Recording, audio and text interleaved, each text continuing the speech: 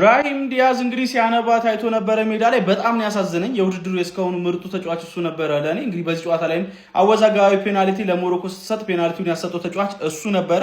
ታዲያ ሴኔጋሎች በተቃውሞ ከሜዳ ለቀው ወጥተው በድጋሚ ወደ ሜዳ መልሰው ገብተው እንግዲህ ብራሂም ዲያዝ ፔናልቲውን ለመጠቀም ጥረት በሚያደርግበት ሰዓት ላይና ፔናልቲውን ከመታ በኋላ በፓኔንካ ነበር የሞከረው። ሜንዲም እንግዲህ ሳይዘናጋ ፓኔንካውን በቀላሉ በቆመበት ኳሱን ቀለል አድርጎ ነበር የያዘበት ማለት ነው። እኔ አልጠበኩም በዚህ ልክ ይመቷል ብዬ የፍጻሜ ጨዋታ ላይ ቅድም እንዳልኳችሁ ብራሂም ዲያዝን የሚያክል ተጫዋች እንደዚህ አይነት ስህተት ይሰራል ብዬ አላስብም። የሆነ ቀለል ያለ ወይም ደግሞ በጣም ዋጋ ሊያስከፍላችሁ የማይችል አይነት ጌም ላይ የምትወስኑት አይነት ውሳኔ ይመስለኛል። ሪስክ የሆነ ውሳኔ ነው ፓኔንካ ማለት ነው።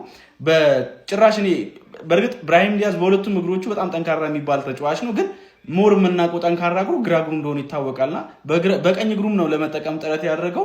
ኦቨር ኮንፊደንት መሆኑን ለማሳየት ይሁን ምን ይሁን አልገባኝም። ብቻ ግን ፔናልቲው ሚስ ካደረገ በኋላ ሲያለቅስ ተመልክቼው በጣም ነው ያሳዘነኝ። ከሜዳም ተቀይሮ ወጥቷል ማለት ነው።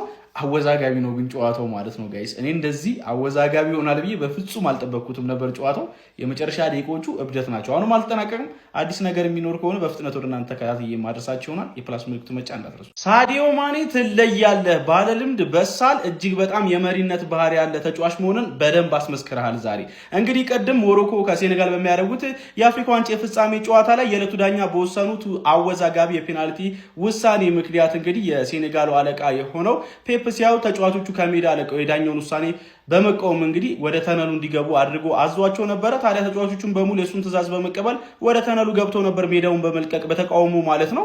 ሜዳ ውስጥ የቀረው ብቸኛ ተጫዋች የነበረው ግን ሳዲዮ ማኔ ነበረ ማለት ነው። እናም ከተለያዩ አካሎች ጋር ስለ ሁኔታው ካወራ በኋላ ተጫዋቾቹ ወደ ሜዳ መልሰው እንዲገቡ አድርጎ ነበር። የቀሩ ያልገቡ የነበሩ ተጫዋቾችንም ተነል ውስጥ ተከትሏቸው ገብቶ አስወጥቷቸው ወደ ሜዳ እንዲገቡ አደረጋቸው። ታዲያ ከዛ በኋላ ምን ተፈጠረ መሰላችሁ? ፔናልቲውን ብራሂም ዲያዝ ቢስተውስ ሜንዲ ሴቭ አደረገበት ማለት ነው። የብራሂም ዲያዝ ፔናልቲ አመታት ራሱ ግራ የሚያጋባ ነው። በዚህ ጨዋታ ላይ ሊጠናቀቅ ደቂቃዎች በቀሩት ጨዋታ ላይ ፔናልቲ አገኝተ በፍጻሜ ጨዋታ ላይ ፓኒንካ መሞከር በጣም የሚያስቅ ይመስለኛል። ሜንዲ ራሱ አለመሸወዱ በጣም የሚገርም ነው። በጥሩ ሁኔታ ሴቭ አድርጎት ነበር በእርጋታ ፓኒንካውን ማለት ነው። ከዛ በኋላ በጣም በሚያስገርም ሁኔታ አሁን ደግሞ ኳሱን እየተመለከትኩት ማለት ነው ፔፕ ጉዬ በጣም የሚገርም ስትራይክ አስመልክቶን ጎል አስቆጥሮ ለሴኔጋል 1-0 እየመራች ትገኛለች በኤክስትራ ታይሙ ሴኔጋል ማለት ነው። እግር ኳስ ምን ያህል የእብደት ስፖርት እንደሆነ ተመለከታችሁ አይደል? ለማንኛውም እናንተ ስለዚህ ሞመንት ምን ትላላችሁ? አው በጣም ፈጥኜ ቪዲዮ እየሰራው ስለምገኝ ነው እናንተን አፕዴት ለማድረግ ቪዲዮዎች ያላያስኩላችሁ ሰርች እያደረጋችሁ ሰርች ባሩ ላይ መመልከት ትችላላችሁ ስለሞመንቱ። ለማንኛውም ለተጨማሪና አዳዲስ የሆኑ እግር ኳስ የመረጃዎች የፕላስ ምልክቱ መጫን እንዳትረሱ። እግር ኳስ እውነት አላት። እግር ኳስ እውነት አላት። ሴኔጋል ያስቆጠሩ ጎል ተሽሮ ፔናልቲውን ሳተው አጭበርብረው ነበር። ዳኛው ጥፋት ነው የሰራው። ያው እንግዲህ እናያለን የቀረውን ጨዋታ ማለት ነው። ፋሚሊ ግን እግር ኳስ እውነት አላት። ፔናልቲውን ሳተው የሴኔጋል አምላክ። አይን ያወጣ ታሪካዊ ዝርፊያ ነው ይሄ። ምንም አይነት ጭቅጭቅ አያስፈልገውም። ፔናልቲው አሰጠ አላሰጠ ጉዳያችን አይደለም። የፔናልቲ ማግኘት ያለ ማግኘት ጉዳይ አይደለም ጀማው። ይሄ ንጹህ ያስቆጠሩትን ጎል ሽሮ መጥቶ እዚህ ይሰጣል። ይሄ ቅሪላ ባሪያ የሆነ ዳኛ እንዴት አባቱ ነው የሚያቃጥለው? በእናታችሁ እንዴ! ይሄ ንክኪ ኦኬ፣ ፔናልቲ እኮ ያሰጥ ችግር የለውም። ያንን ጎል እንዴት ነው የሚሽርባቸው? እንዴት ነው ያንን ጎል የሚሽለው? አንተ ቅሪላ ባሪያ፣ የጥቁር ጠላት ነህ አንተ። እንዴት አባቱ እንደሚያስጠላ በእናታችሁ እንዴ! ያንን ሶፍት ንክኪ ጎል አይደለም ብሎ ሽሮ። ለማንኛውም ጀሞ ኦፊሻሊ እስካሁን ባለው ሁኔታ ይሄው ኳሱ ተቋርጧል። ምንም አይነት ነገር እየተካሄደ አይደለም። ሴኔጋሎች አቋርጠው ለመውጣት እየተጨቃጨቁ ይገኛሉ። እንግዲህ ይህን ጨዋታ ደግሞ ጥለው ከወጡ ትልቅ ቅጣት ነው የሚጠብቃቸው ኦፊሻሊ ማለት ነው። ፔናልቲ ያው ይሄ ነው። ኦኬ ፔናልቲው ያሰጠ ችግር የለብኝም፣ ግን ተበድሏል። በቃ ተበድሏል። ኦፊሻሊ ግልጽ ያወጣ በደል ነው የደረሰባቸው። በዚህ ፋውል ምክንያት ነው። ተመልከቱ። ፔናልቲ ይሰጥ፣ ግን ሴኔጋል ያስቆጠረችው ጎል ሚሻር ጎል አልነበረ።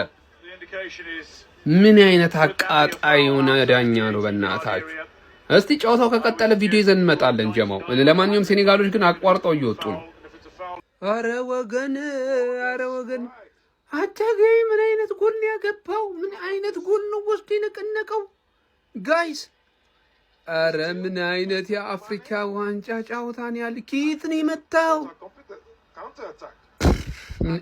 ምን አይነት ካውንተር አታክ ነው?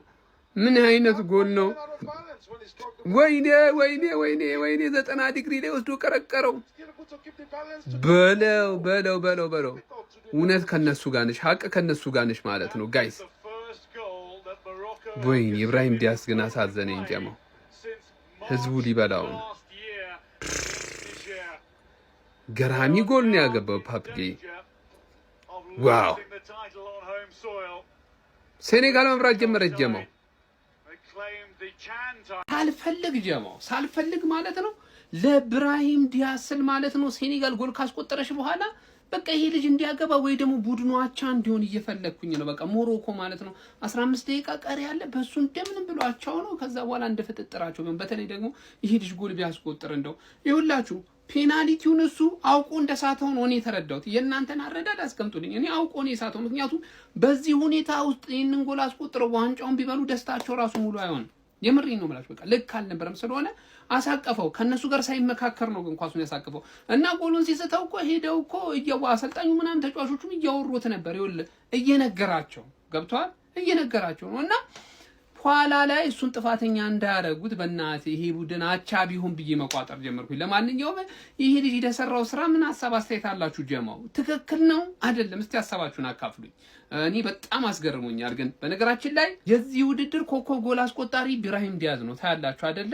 በ5 ጎል ማለት ነው። ዛሬ አግብቶ ቢሆን በ6 በቃ ኮከቡንም ይበላው ነበረ፣ ዋንጫም ለሀገሩ ያመጣ ነበረ።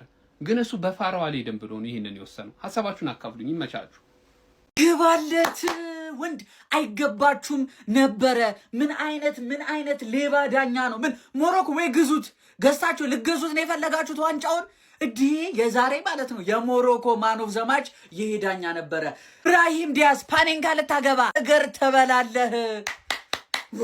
ይገባችኋል። እጅግ በጣም ድራማ የተፈጠረበት 90 ደቂቃ ጋይስ፣ እጅግ በጣም የማይታመን ይህንን ኳስ ለምን ነካይ ብሎ ወድቆ ያስቆጠሩትን ኳስ ሴኔጋሎች ሽሮ ቫር እንኳን ማየት ሳይፈልግ ወዲያው ኢግኖር አድርጎት ከዛ ይሄ ምንድን ነው ይሄ ለዚህ ፔናልቲ ሰጥተው ሙሉ የሴኔጋል ተጫዋቾች በአሰልጣኛቸው ምክንያት ኑ ከሜዳ ውጡ ተብለው ነበረ።